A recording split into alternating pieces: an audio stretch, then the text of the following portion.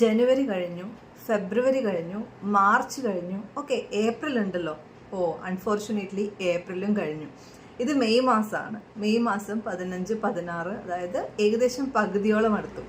എന്നിട്ടും new year resolution എന്ന് പറഞ്ഞാൽ നിങ്ങളെടുത്ത ആ തീരുമാനം ഇപ്പോഴും അതേപോലെ ആ ഒരു വിഷായിട്ട് തന്നെ നിൽക്കുകയാണ്.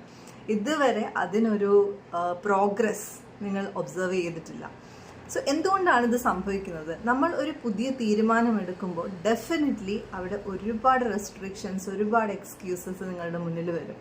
അപ്പോൾ ആ എക്സ്ക്യൂസസ് കൊണ്ട് നിങ്ങൾക്ക് ഒരിക്കലും മുന്നോട്ട് പോകാൻ സാധിക്കില്ല. നിങ്ങൾ സീരിയസ് ആയിട്ട് നിങ്ങളുടെ ഹെൽത്ത് അല്ലെങ്കിൽ നിങ്ങളുടെ ഏതൊരു മേഖല ആയിക്കോട്ടെ, പേഴ്സണൽ ലൈഫിൽ ഏതൊരു മേഖല ആയിക്കോട്ടെ, ആ മേഖലയിൽ വർക്ക് ചെയ്യാൻ ആഗ്രഹിക്കുന്നുണ്ട് എങ്കിൽ എക്സ്ക്യൂസസിനെ സൈഡിലേക്ക് മാറ്റി വെക്കുകയും ഈ നിമിഷം ആക്ഷൻ എടുക്കുകയും ചെയ്യണം. പല മഹാന്മാരും പറയുന്ന ഒരു കാര്യമാണ്, ആക്ഷൻ എടുക്കാൻ അല്ലെങ്കിൽ ഡെസിഷൻ എടുക്കാൻ ഉള്ള സമയം ആദ്യത്തേത് ഇന്നലെയായിരുന്നു, ഇനിയുള്ള സമയം ഈ നിമിഷമാണ്, ഇന്ന് ഈ നിമിഷം. സോ ഈ നിമിഷം നിങ്ങൾ ആക്ഷൻ എടുത്തില്ല എങ്കിൽ അത് വീണ്ടും എക്സ്റ്റെൻഡ് ആവുകയും ഒരുപാട് എക്സ്ക്യൂസസ് വീണ്ടും നിങ്ങളുടെ മുന്നിലേക്ക് വരികയും ചെയ്യും. So take action right now, avoid all other excuses.